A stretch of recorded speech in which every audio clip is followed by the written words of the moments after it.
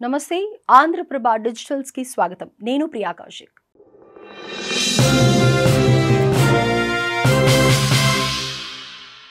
భారతీయ సాంస్కృతిక పరంపరలో సింధూరానికి ప్రత్యేకమైన స్థానం ఉంది. సింధూరం పుష్పానికి ఉండే శోభాయమానమైన ఎరుపు రంగు అందమైన ఆకృతి వల్లే దేవతా పూజల్లో ప్రత్యేకంగా వాడతారు. హిందూ దేవతలకు మరీ ముఖ్యంగా దుర్గాదేవి, కాళీమాత, హనుమంతుడి పూజకు కూడా ప్రత్యేకంగా వాడుతారు. తేజోమయమైన దాని ఎరుపు రంగు శక్తికి, ధైర్యానికి, భావాతీత బలానికి ప్రతీకగా నిలుస్తుంది. దుర్గా నవరాత్రుల వంటి దీక్షా సమయాల్లో చేసే పూజల్లో ఈ పువ్వును ప్రత్యేకించి వాడుతారు. ఆ పూలతో అర్చిస్తే దేవతలు సంతోషిస్తారని పురాణాల్లోని పలు ఘట్టాలు తెలియజేస్తున్నాయి. అందుకే సింధూరం అంటే భారతీయులకు కేవలం పుష్పమో, పుష్పవర్ణమో మాత్రమే కాదు, అది నుదుటన ధరించే శోభాయమానమైన అలంకారం. ఆ అలంకారాన్ని పహల్గాంలో టెర్రరిస్టులు తుడిపేశారు. 25 మంది మహిళలను బోసి మొహాలతో అవమానించారు. జీవితాంతం వారు ఇక ఎక్కడా కూడా తమ మొహాలు చూపే సాహసం చేయకుండా అవమాన భారంతో కుంగిపోయేలా తాము సదా సర్వదా జీవితంలో పొందలేని అపురూపమైన అంశాన్ని శాశ్వతంగా కోల్పోయామని, తమలాంటి దురదృష్టవంతులు ఇక ఎక్కడా ఉండరనే చిరకాల దుఃఖాన్ని ఎంతో కుట్రపూరితంగానే టెర్రరిస్టులు మిగిల్చారు. సరిగ్గా అలాంటి దుఃఖాన్నే, ఆ అపురూపమైన సౌభాగ్యాన్నే మోడీ సర్కారు ఈ సైనిక చర్యకు సంకేతనామంగా తీసుకుంది. ఇకపై ఇలాంటి ఘట్టాలు రిపీట్ కాకుండా పాకిస్తాన్ టెర్రరిస్టులకు శాశ్వతమైన గుణపాఠం కలిగించేలా ఉండేందుకు ఆపరేషన్ సింధూర్ అనే సంకేతనామాన్ని తీసుకోవడం విశేషం. పహల్గాం దాడిలో ఉగ్రవాదులు కేవలం మనుషులను మాత్రమే చంపలేదు, వారి నమ్మకాలను చంపారు. హిందూ స్త్రీల నుదుటి సింధూరాన్ని అవమానించారు.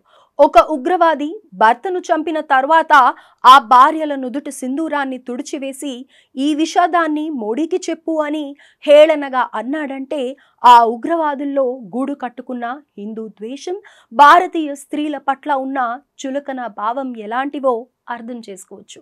ఇది హిందూ సంస్కృతిపై, భారతీయ స్త్రీ గౌరవంపై, భారతీయ ఆత్మపై దాడిగా భావించాల్సి ఉంటుంది. అందుకే మోడీ ఈ సవాల్ను స్వీకరించారు. అదే పేరును ఎంచుకున్నారంటున్నారు బాధిత మహిళలు.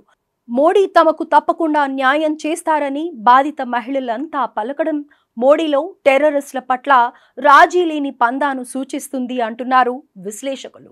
ఒక సీత, ఒక ద్రౌపది, ఒక సావిత్రి, ఇలా భారతీయ స్త్రీలు ఎప్పుడు అవమానించబడినా వారికి రక్షణగా భర్తలు, మర్దులు, సోదరులు, కుమారులు నిలిచారు.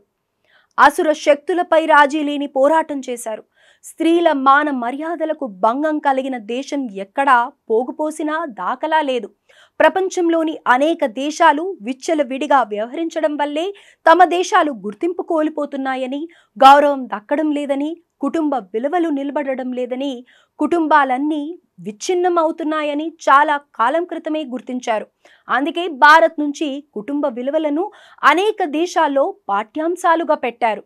పాక్, బంగ్లాదేశ్, ఆఫ్ఘనిస్తాన్ వంటి దేశాల్లో మహిళలకు తగిన గౌరవం లేదు కాబట్టే అక్కడి పురుషులు హద్దులు లేకుండా వ్యవహరిస్తూ ఆఖరుకు తమ కుటుంబాలనే చేజేతులా నాశనం చేసుకుంటున్న విషయం గమనించాలి. కానీ ఒక్క భారత్లో మాత్రమే ఇంకా మహిళలను గౌరవిస్తూ ప్రపంచ దేశాల మన్ననలు అందుకుంటోంది. అందుకే ఆ స్త్రీలనే అవమానించి దేశాన్ని చిన్నాభిన్నం చేయాలనే అత్యంత దారుణమైన కుట్ర పన్నారు టెర్రరిస్టులు. వారి సుదూరమైన కుట్ర అర్థం చేసుకున్న మోడీ సర్కారు టెర్రరిస్టులకు శాశ్వతంగా చెక్ చెప్పడానికే ఆపరేషన్ సింధూర్ అంటూ శంఖారావం చేసింది అంటున్నారు హిందూ సంస్థల ప్రతినిధులు. భారతీయ సాంప్రదాయంలో వివాహిత మహిళకు సింధూరం ఎంత ముఖ్యమైనదో, అందుకే పాశవిక దాడితో తెగబడిన ఉగ్రవాదులకు ఆ రక్త సింధూరంతో అతివలే సమాధానం చెప్పేలా చేశారు మన ప్రధానమంత్రి నరేంద్ర మోదీ. ఈ క్రమంలోనే సింధూరం ధరించిన మహిళలతోనే ఉగ్రమూకలను మట్టుబెట్టించారు. ఈ ఆపరేషన్తో భారత మహిళల ధైర్య సాహసాలు తెగువను తెలియజెప్పడమే కాకుండా దేశ రక్షణలో మహిళల పాత్రను ప్రతి ఒక్కరికి తెలిసేలా చేశారు. ఈ దెబ్బతో అయినా పాక్ నుంచి మరోసారి ఇలాంటి దుష్కృత్యాలు కాకుండా ఉండాలని ఆశిద్దాం.